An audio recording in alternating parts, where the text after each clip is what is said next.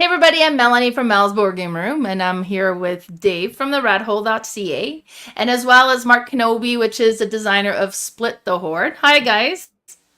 Howdy, howdy. So what we're doing today is we're going to have kind of a quick talk about Marc's new game, which is currently on Kickstarter now. Actually, me and Dave got to play it. Was it last week or the week before now? Yes. It was like a week and a half ago, I think. It feels like a week ago. Yeah, about that. Yeah. So we got to play it. Actually, we did a live stream of that, so you can definitely go and watch that as well. We had a blast with it. So today what we're doing is we're going to talk about the game a little bit, but then we're going to do kind of a top 4 games that kind of had element that reminded us of Split the Hoard, just to kind of have a fun, different way of talking about the game. It's something different, something just kind of fun. Yeah. Right? It should be fun. There you go. There's a first time for everything.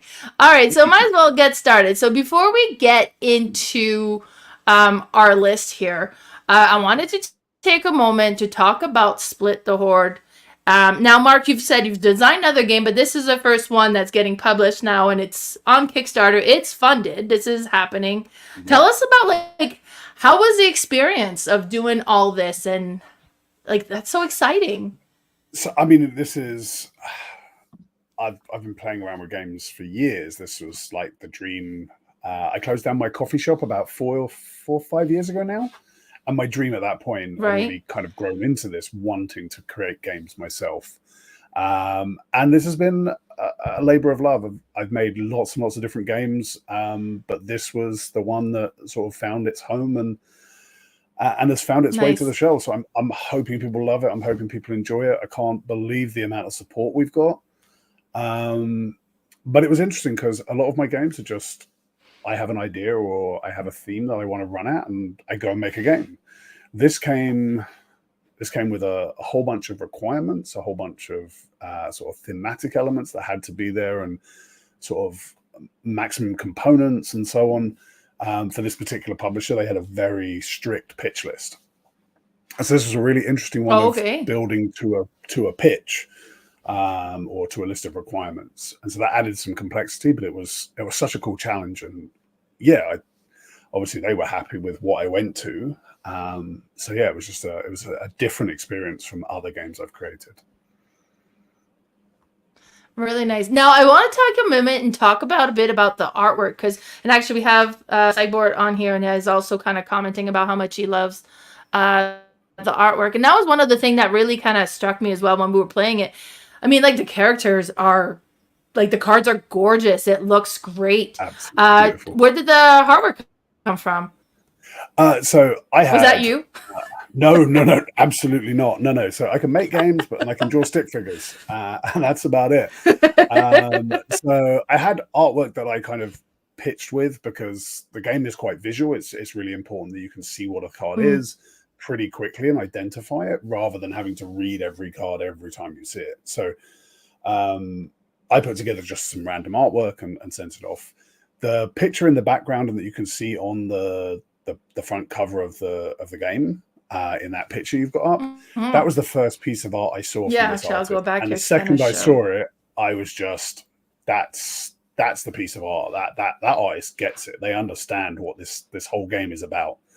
It's about the Dragon's Den, and it's gorgeous. We're now looking at this pile of treasure, and they've done an amazing job. And it's not just the artwork, the stuff that you kind of, if it's done well, you don't see it, is some of the graphic design and the way the cards were pulled together. So we've been through a few iterations of that, and it's got better every time. And yeah, the artwork I'm stunned by. I'm so happy with what they got. Now, why don't you give us a quick kind of introduction to the game? Like, you've killed the dragon, now divide up the treasure. That's the game. There's literally it. I'm a forever GM, which if you've role played or around the role playing community, you know about. I have been running RPGs since I was 11, which is over 30 years ago. And I've had so many instances when there's a big loot treasure hoard and then the players start arguing about who gets what.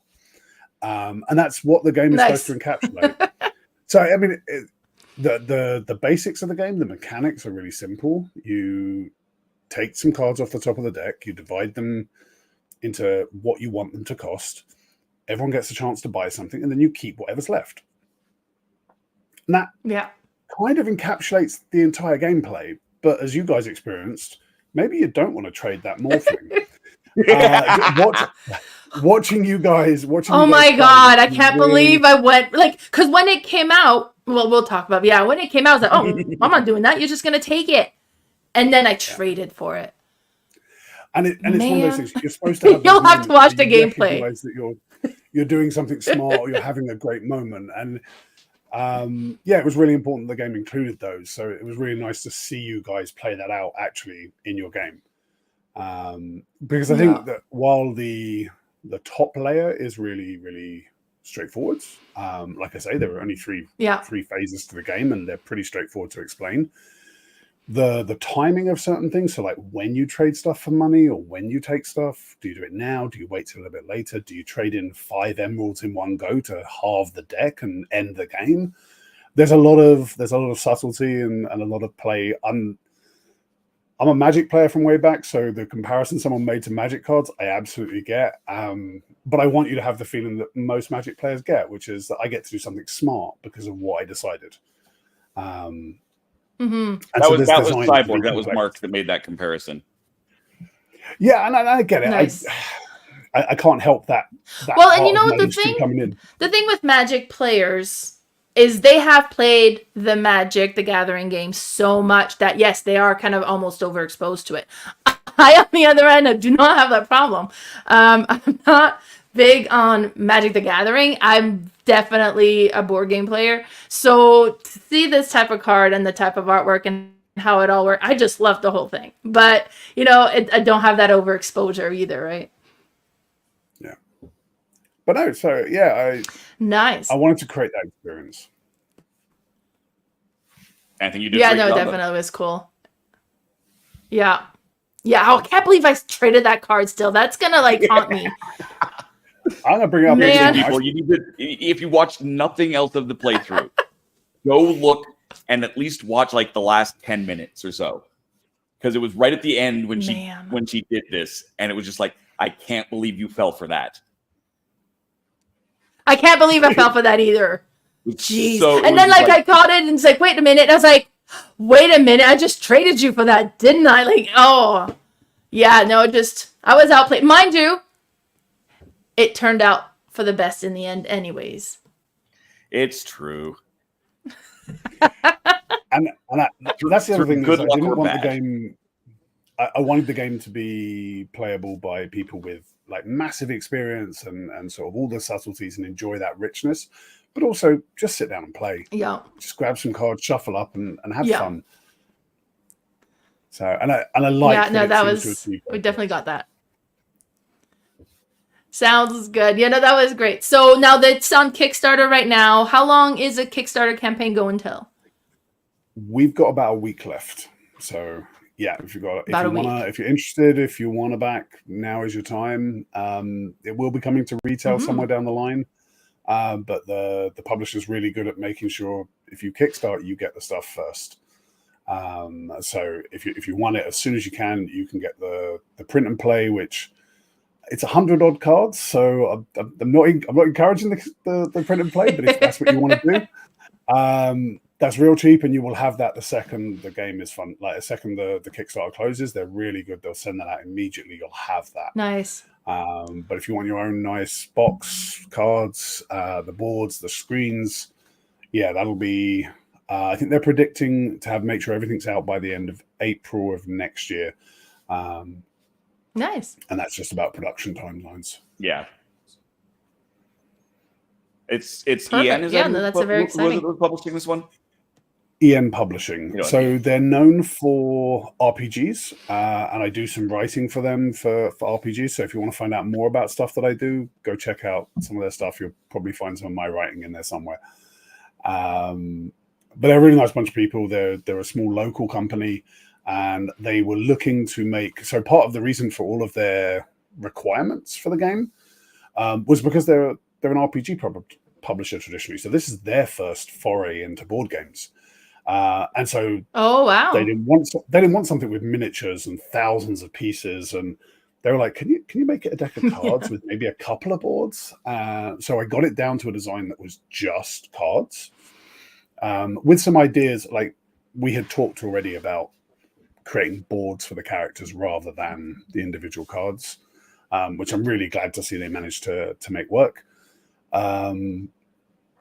But there also needed to be RPG themed, so it needed to have a Dungeons and Dragons style aesthetic, and one that made sense for some of their extended products. So, yeah, it was. Yeah, no, that definitely fits the bill. Yeah. Perfect. Scott Okay, so like today fun? what we're going to be, so what we're going to be doing is we're actually going to be doing a top 4. So we each have 4 games that we're going to be talking about. That's not Split the Hoard, but we picked games that kind of had an element that reminded us of Split the Hoard, the board game, just to kind of do an interesting way of talking about the game.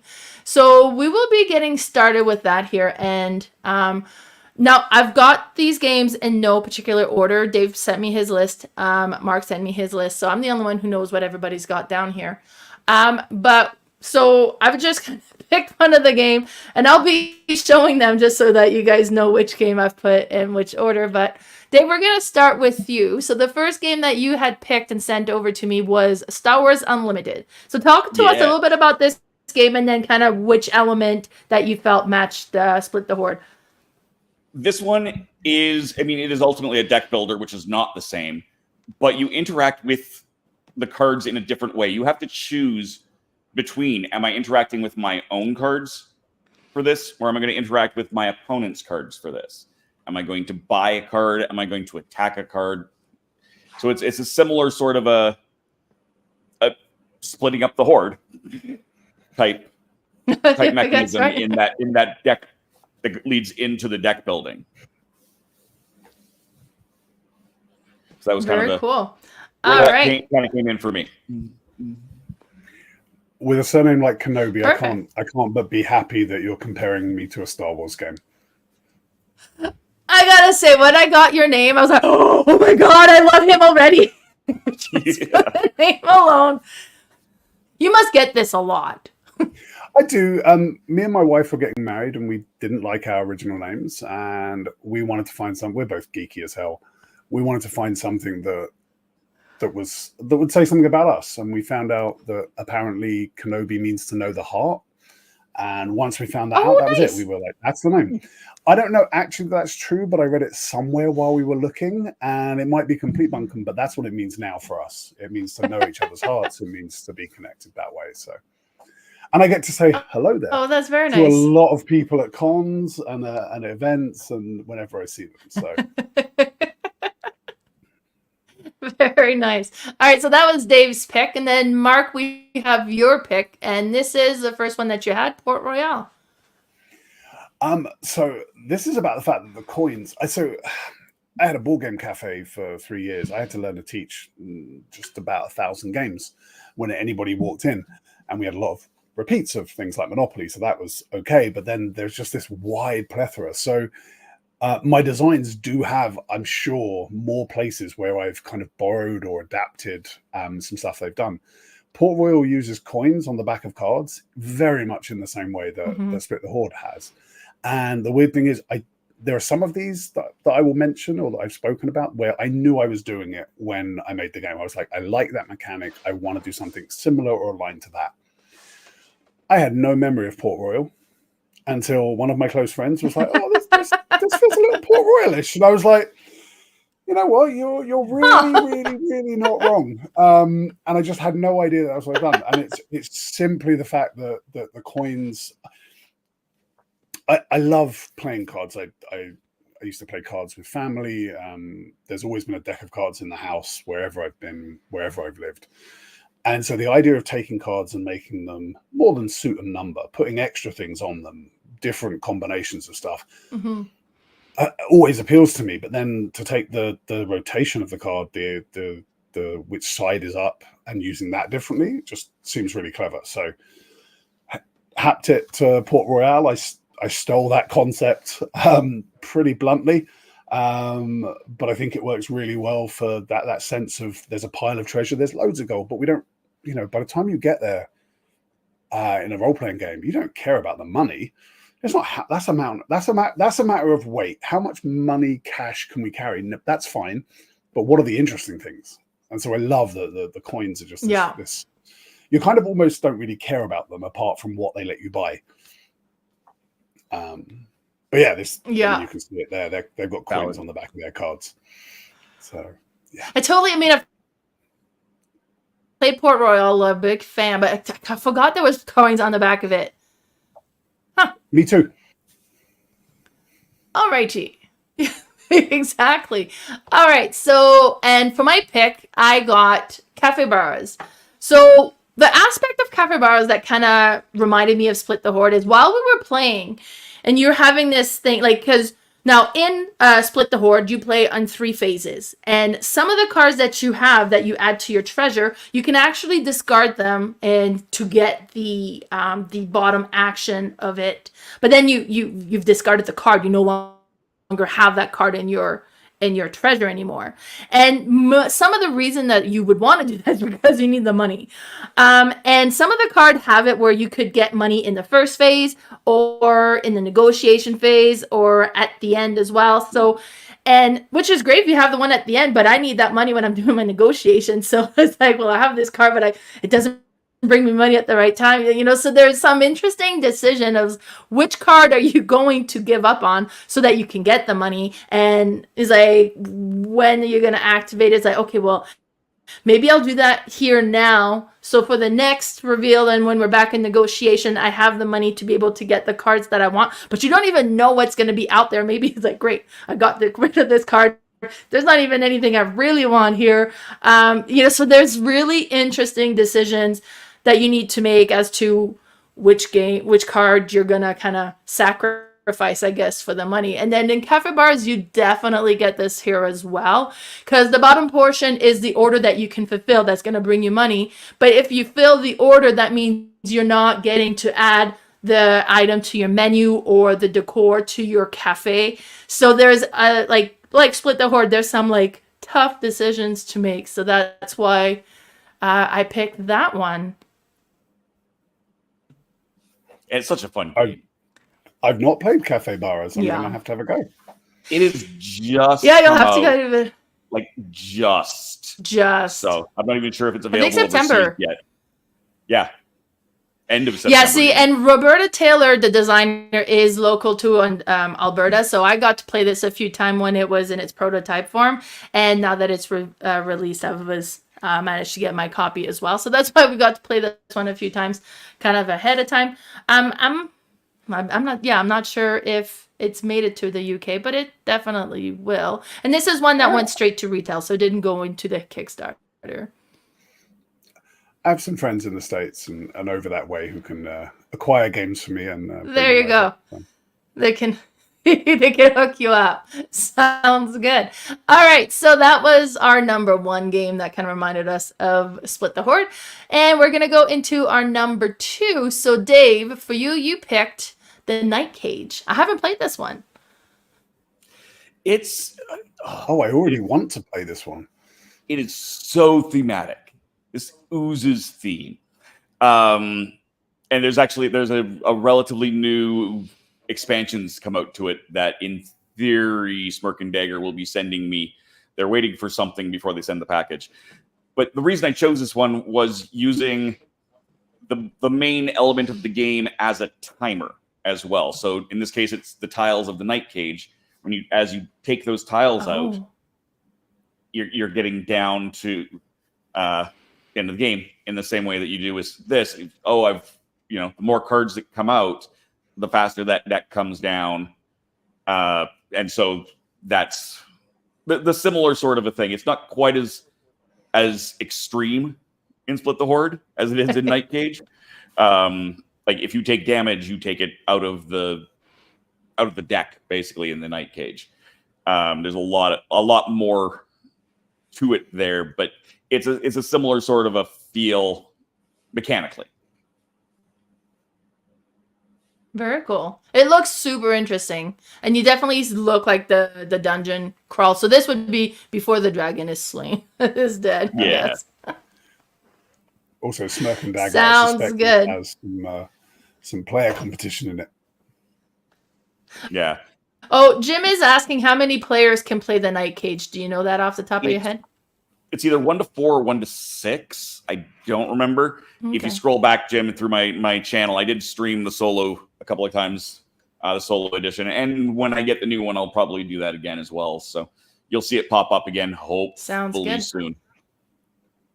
Also, Cyborg is asking where you are based in the UK, Mark. I think he's from the UK as well, isn't he? Yeah, he is. I'm on the south coast. I'm based down in Poole. Very nice. So just by for anyone who's not in the UK, Poole will mean nothing. Just near the Isle of Wight. Sounds good. All right, and Mark, your next pick, we have Isle of Skye. This is another one I haven't played. So this is all about the split up mechanic. So this one I was very aware of as I came to this. I was trying to rearrange, and I'll talk more about this in the next one, but I was trying to rearrange the division of treasures mechanic. And Isle of Skye has a mechanic where you add money to 2 of the things that you're dividing, and you put an axe next to one of them, and you discard that one. So the idea of the coins 1, 2, and 3 very much borrowed from sort of Isle of Skye in that sense of, well, I'm going to set a price for these that you are then going to have to pay for. So you pay each other for the tiles that you're buying. And that whole kind of, you get to buy one from someone else on the table, very much absorbed from Isle of Skye. Nice. Also, it's one. Yeah, that was a really neat mechanism. Yeah. Mm-hmm. I have Isle of Skye. I have not. It is on the shelf of shame. I have not gotten it. I got it for Christmas. And absolutely worth a play. It's really good fun. If you like Carcassonne at all, it has a really nice familiarity from that point of view, in terms of the scoring and sort of how you play and build your own little island. Okay. Perfect. Oh, and then Cyborg says he's from Essex. My pick? Okay. Yeah, we're good to that. So my pick, number 2, and I forget what it is, so we'll have to reveal so I can talk about it. And, Fantasy Realms. So, because this is another one where you kind of really have to decide which card you want to actually keep and which card you're willing to let go. And I found that from Split the Hoard, like that was kind of like, okay, because, I could get this and then that gives me this. Oh, but that's worth 10 points. Like, should I keep that in my treasures? Or, it's like, but then that's like this symbol and I'm trying to get the most out of that. And then if I get rid of it, then Dave might get more than I do. So there's some, and I find Fantasy Realm has a lot of that as well. It's because you have all these cards and you're trying to get them to work with each other. And if they do, then you'll kind of get the most points. And you're just trying to get rid of cards and collect new cards to maximize the points that you get with what you have in your hand. And I found that I got kind of like that angst a little bit playing Split the Hoard. It's like, I really want to activate that action, but why did you put that action on such a valuable card? So, and I'm sure that was completely on purpose. But no, I didn't mean to do that at all. But yeah, so that was my pick, Fantasy Realms. All right, and we're going to go to game number 3. And Dave, you picked Arboretum. Yes. So Arboretum is a set building tableau builder. And while there's no tableau in Split the Hoard, it's set collection as a puzzle in a lot of ways. Just like you said, you have to make a lot of hard decisions. Yeah. Can you go for whatever combo you're looking for? Do you risk breaking up this combo of cards for the effect of it? So it's less the tableau building side of the Arboretum so much as set building as a puzzle.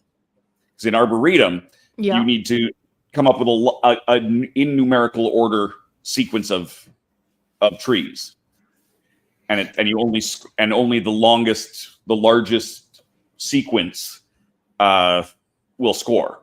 So do you decide, oh, okay, well, I've got a 2 and a 6 here.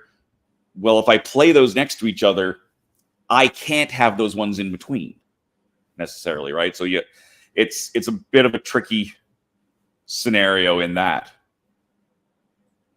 But it's also it's a very beautiful game. I find the scoring kind of gorgeous. Yeah, just like and the scoring's kind of similar as well because you could have the bigger set than I am in Arboretum, and it doesn't mean that you would score for it because you would need to have a card in your hand that's the highest in order to be the one to score it as well. Not everybody scores it, which in Split the Hoard is very much the same way because you have those title cards that will tell you what. Now, there's definitely public ones that everybody's kind of fighting for, but then there's the other private one that if you have it, even though you would not like the other player would have more, but they don't have it, then they don't get to score it, but then you may not get to score it either. But there's kind of that where you're trying to get the ability to score. Yeah. Now, great pick and a great game. Arboretum's cool. Arboretum's wonderful. Perfect. And Mark, your pick for this one is New York Slice. Another one that I haven't played. I need more games, I think. That's what I constantly say. That's fine. That's just the way it is. You just live with that. Just let it marinate. You're fine. So this is more about where the game came from. So I had a game that was very, very similar to New York Slice, and it's that whole idea of I split, you pick. And I've got to say, New York Slice is a wonderful game. The box looks like a pizza box. The rules look like a menu. It just like it hits its theme out of the park. It's absolutely stunning.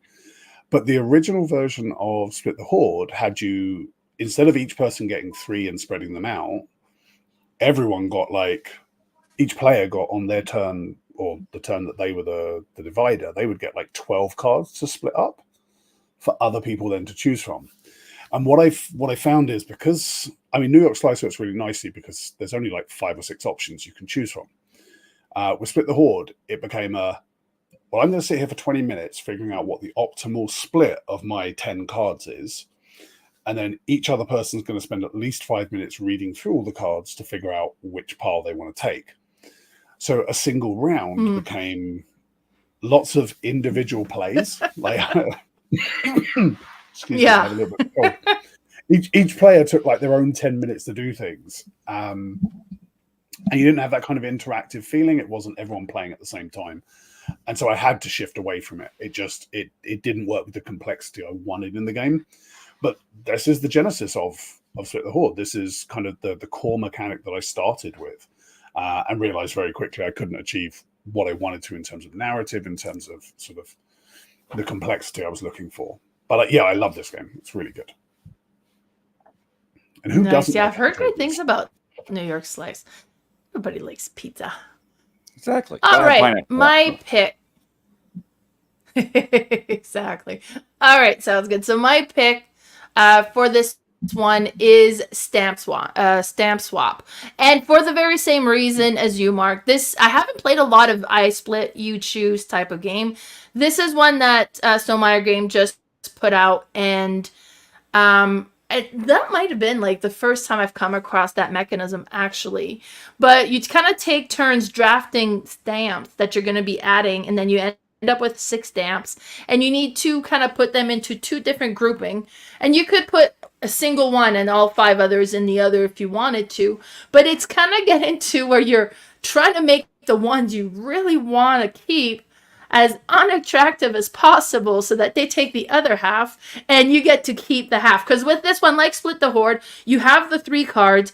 The other players have the option of buying from you. Now, with me and Dave playing a 2-player game, he could really only buy one of the cards. So if I wanted one, I would put that one in the $3 price range, and you could also add coins to it to make it more expensive, so that hopefully he doesn't take it, or maybe so that hopefully he does it because you get the money when he buys it.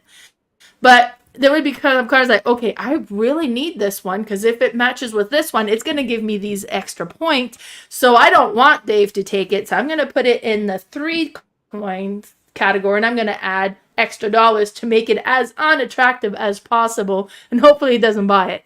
Now, with the stamp swap, you do the same thing. It's like, oh, okay, I really want to keep these ones. So I'm going to try to make the other half look really appealing, so hopefully this is a half they don't take and I get to keep that one. So that aspect of it I found was very similar to Split the Hoard. Awesome. We played Stamp Swap last month, I think it was, that we played. I loved it. It was a great great game. A ton of fun, surprisingly thinky for the light theme for sure.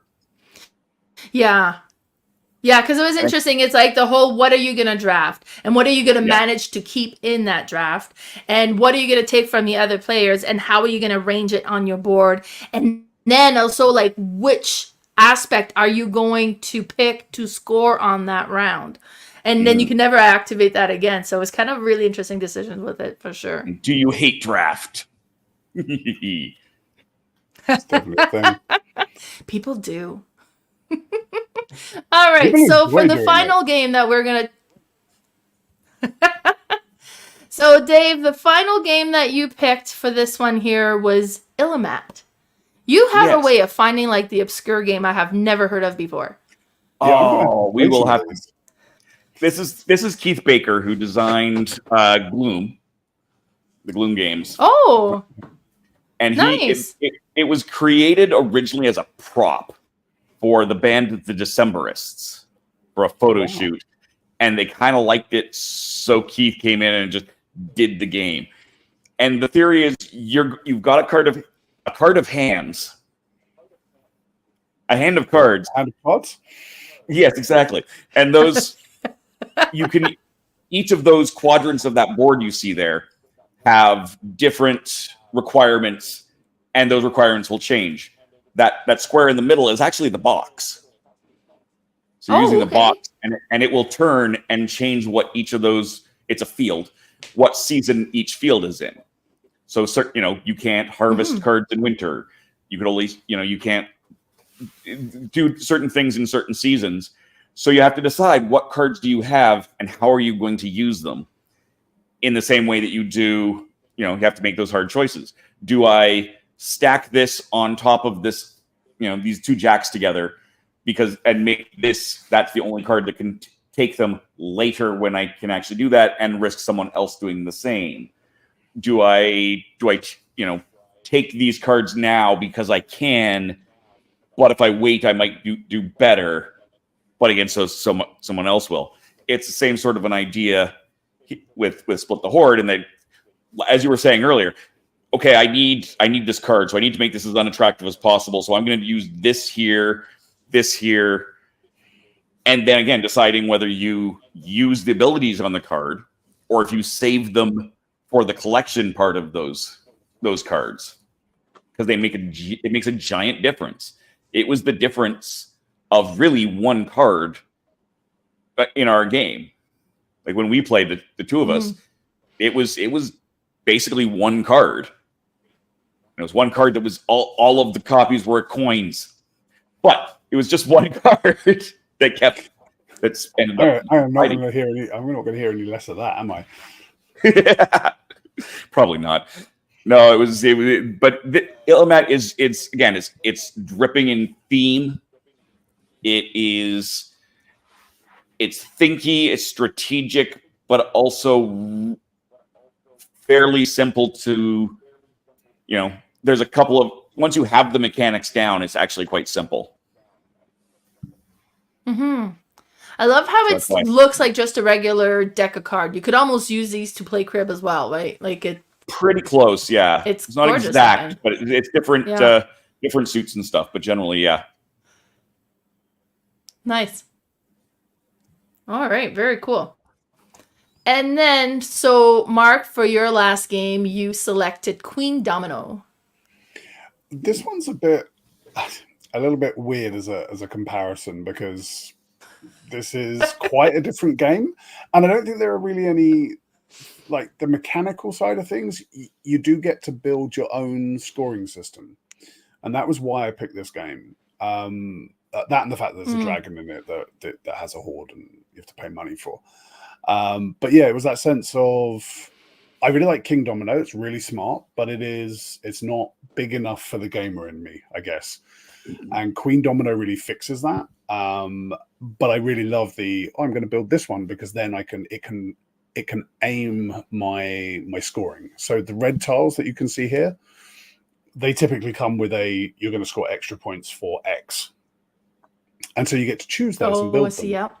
So you might have one that says, for every desert tile, you get an extra point. And so it will kind of direct your game based off that play. So you'll suddenly be trying to build as much desert as you can as you play. And that kind of had resonance for me with the hidden mechanics, but also even the open mechanics at the very beginning. That sense that I know what's going to score points from the start, but that can change as the game plays on. And I think that the two games have that kind of vibe to them. Mechanically, they are very different games. But I'm a really big fan of that. It's a strange comparison, but that was just what I was feeling when I was answering your email. No, but I can see that, because with Split the Hoard, you'll have some of the cards that just give you points for having them. But then I think a big part of the points are going to be from the title cards and the groupings that you've created, or the order that you've created. And, so there's different ways that you would score depending, and that will change depending on the title cards that you collect as well. So I see you. I got to say, when I put it in there, I was like, all right, we'll have to see what Mark has to say about this, because I didn't see it right off the bat. You probably agreed with me and went like, what is that? What is he talking about? So, whatever you say. All right. Well, my last game of that I picked to compare to Split the Hoard actually is completely based on theme, and that was the Red Dragon Inn. Because in Split the Hoard the battle is over. Everybody's done. Now it's just like, oh, look at all these treasures that's here. Okay, great. The dragon's dead. But hey, let's get some goodies, and then you're kind of working on the goodies. With the Red Dragon Inn, the battle is over. You're in a pub. You're just kind of enjoying yourself, and the whole goal of the game is you're trying not to run out of gold, and you're also not trying to get so drunk that you pass out. So, and in the round, you'll have to kind of drink a drink, and then that will move like your alcohol level, and you like the red one, and if they ever cross, well, then you're passed out and you're eliminated from the game. But I thought, like, theme wise, they're both kind of Dungeons and Dragons theme. Like, you've been in battle, it's done, now it's all about, all right, let's enjoy this. Cool. For sure, it's a fun. I don't get to play Red Dragon Inn nearly enough. I've played it, but there's so many expansions and so many extra stuff that it's just a great game. Nice. Yeah. It's neat to see like the similar theme in the different way that they've been portrayed in the different game. Like Split the Hoard, I mean, it has a completely different feel from all the games we talked about, but there's just like similar element in there. I'm really flattered by a bunch of the games that you've compared it to, so I'm delighted. Seeing certain makers and certain designers up there, I'm just like, wow, okay, that's awesome. Sounds good. So that was our game comparison, our top 4 games that we wanted to compare to Split the Hoard. Definitely make sure that you go and view our playthrough and see how Dave outplayed me with that one trade. But how I did a magnificent comeback and managed to win. I think that was just pure luck. I have no idea how I did it. But and it is on Kickstarter. We have the link in the comments, so that's available now. If they want to know more about Split the Hoard or about you, Mark, where can we find you? So splitthehoard.com will take you to all the information you need to know about the game. If you want to find me, I'm on storymakergames.com. Wonderful. And Dave, how about you? Where can we find you? My regular stuff you can find at TheRatHole.ca. On YouTube, it's TheRatHole.ca. People are showing up, so the poster's now down. But if you are in the Central Alberta area and you want to come see Dracula, we got our designer who's running amok here. It's CentralAlbertaTheatre.ca. And this weekend is already sold out. Next weekend is going fast. So, and there's a Halloween show as well. Because Dave is recording. Because Dave is recording live on location from the theater, so the props in the background looks amazing. So that alone, the props are awesome. Okay, and you can find right, a bit far. And you can find me on YouTube. My YouTube channel is Mal's Board Game Room. I'm also on Instagram at Mal's_boardgame_room. And my Facebook page is Mal's Board Game Room. I also do a podcast with my friend Carla called The Board Game Specialist. So we're going to call it quits here because they're going to need that stage for Dave. Yes. Mark, thank you so much for taking the time for doing this with us. Congratulations about the new game. We quite enjoyed our play of it. And if you want to... the Kickstarter is open for another week, so be sure to take advantage. But thanks so much for tuning in. Bye, everybody.